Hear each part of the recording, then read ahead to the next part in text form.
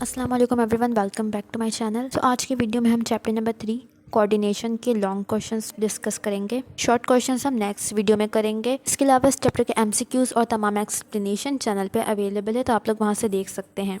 Chapter के last में हमें 5 क्वेश्चंस गिवन है। सबसे पहला है detail structure of human brain. Human brain को हमने डिस्क्राइब करना है, नोट लिखना है आई पर या फिर एयर पर। रीजनिंग क्वेश्चन है, एंडोक्राइन सिस्टम को डिफाइन करना है और कौन सा ग्लैंड इन्वॉल्व है ब्लड ग्लूकोज रेगुलेशन में वो बताना है और इसका मैकेनिज्म भी बताना है। नेक्स्ट है डायबिटीज़ मेलाइटिस और उसके मैनेजमेंट के कुछ वेज हमें बताने हैं। इसका जो क्वेश्चन नंबर 3 है, इसका मटेरियल बुक में अवेलेबल नहीं है, तो ये क्वेश्चन फिर इंपॉर्टेंट भी नहीं है एग्जाम के पॉइंट ऑफ व्यू से। और इसके अलावा जो रीजनिंग क्वेश्चन होते हैं वो ज़्यादातर शॉर्ट में आते हैं, लॉन्ग में कुछ सिलेक्टेड टॉपिक्स ही होते हैं वो आते हैं। तो हम इस वीडियो में देखेंगे कि हमें लॉन्ग क्वेश्चन को आंसर किस तरह करना है, किस तरह से हेडिंग मेंशन करनी है और तमाम चीज़ें। सबसे पहला और इम्पॉर्टेंट क्वेश्चन है इस चैप्टर का ह्यूमन ब्रेन।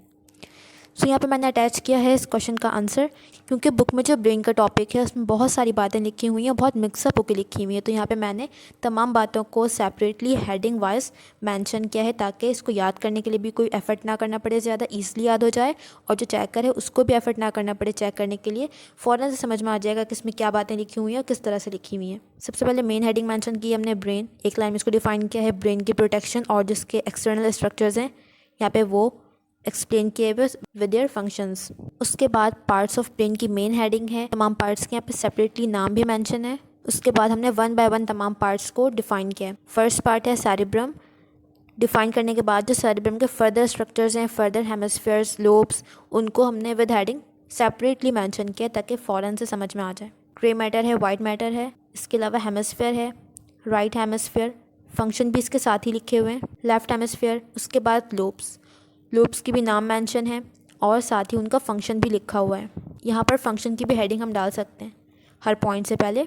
उसके बाद नेक्स्ट पार्ट है थैलेमस। एक लाइन में इसको डिफाइन करने के बाद इंडियन हमने फंक्शन लिखा हुआ है पार्ट का, hypothalamus, hippocampus, amygdala, then mid brain function, cerebellum function, medulla function, then last pons function. तो इस तरह से इस क्वेश्चन को हमें प्रिपेयर करना है एग्जाम के पॉइंट ऑफ व्यू से। उसको इस तरह से हर एक चीज़ को हमने सेपरेटली लिखना है। ये मटेरियल मैंने अपने नोट्स से शेयर किया है, मैंने भी स्टार्ट किया है नोट्स बनाना। तो if you guys are interested comment section में बताना, फिर हम इसको आगे प्रोसीड करेंगे और फिर शेयर करेंगे, बट पेड नोट्स होंगे। नेक्स्ट क्वेश्चन है ह्यूमन आई और ह्यूमन एयर। इस क्वेश्चन को हमने लिखना किस तरह है, सबसे पहले इसकी फर्स्ट लाइन आएगी, it is organ of site. उसके बाद ये लाइन मर्जी है लिखना है, इसको हम स्किप भी कर सकते हैं। इसके बाद इस लाइन को हमने पहले लिखना है, e child lies in a bony socket for protection. इसको हमने फर्स्ट पैराग्राफ में इंक्लूड करना है। उसके बाद इसके स्ट्रक्चर या पार्ट की हेडिंग डालना और फिर तमाम स्ट्रक्चर को 1 बाय 1 डिफाइन करना। इन सब की हेडिंग बनेगी सेपरेटली और फिर इनके बारे में हमने लिखना है। इसकी डायग्राम बहुत इंपॉर्टेंट है ह्यूमन आई की, इसके पार्ट्स के साथ डायग्राम भी आ सकती है, तो इसको भी हमने लाजमी इसकी तैयारी रखनी है। ओल्ड बुक की अगर हम बात करें तो वहाँ पे हम पहले फ्रॉक का सिस्टम पढ़ते थे, तो वहाँ पे फ्रॉक आई की डायग्राम आती थी। If I am not wrong, human आई भी 1 से 2 बार आई है, तो यहाँ पे हमने इसकी प्रैक्टिस बिल्कुल रखनी है। ये जो डेफिनेशन है इसमें प्यूपिल रिफ्लेक्स एकोमोडेशन और role of vitamin A with vision, ये हमसे शॉर्ट में पूछा जा सकता है सेपरेटली, या हो सकता है अगर डायग्राम ना आए लॉन्ग में इसके साथ तो ये डेफिनेशंस आ जाएं, तो इसको भी हमें करना है। शॉर्ट साइटेडनेस और लॉन्ग साइटेडनेस कैसे आ सकता है, ये हमसे शॉर्ट में पूछा जा सकता है या फिर ये आई के क्वेश्चन के साथ ही आ सकता है, या आएगा तो हमें इसके साथ इसकी डायग्राम भी बनानी है, ये दोनों डायग्राम्स बनेंगी। एयर को किस तरह लिखना है, मेन हेडिंग आएगी एयर की, air is an organ of hearing and balance. यहाँ तक लिखने के बाद हेडिंग आएगी पार्ट्स ऑफ एयर, 1 बाय 1 तमाम पार्ट्स के नाम आएंगे, आउटर, मिडल, इनर। फिर आउटर एयर की हेडिंग आएगी, लिखना होगा consist of pinna, ear canal and tympanic membrane. Then pinna की हेडिंग आएगी compose of fold of skin and cartilage. उसके बाद हेडिंग आएगी एयर कैनाल की, सेकंड पार्ट क्योंकि क्या था एयर कैनाल। एयर कैनाल की हेडिंग आएगी the pinna leads into the ear canal. उसके बाद यहाँ से लिखना ear canal has hairs and produces wax to trap dust and small foreign bodies. यहाँ तक लिखने के बाद लास्ट पार्ट क्या था, टिम्पैनिक मेम्ब्रेन।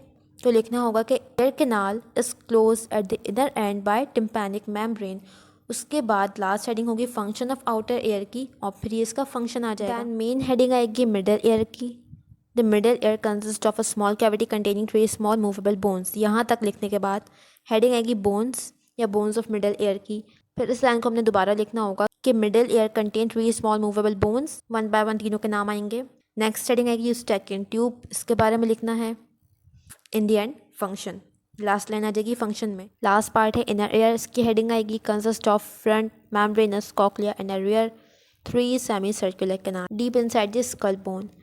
उसके बाद हेडिंग आएगी कॉक्लिया की इज एसोसिएटेड विद हियरिंग। फिर हेडिंग आएगी semi circular canal are associated with balance. Semi circular canal are associated with balance, ये लाइनें लिखनी है। उसके बाद फंक्शन की हेडिंग आएगी और इन द एंड हम फिर फंक्शन लिख देंगे। Role of ear in balance, ये शॉर्ट में पूछा जा सकता है, इसको भी हमने करना है।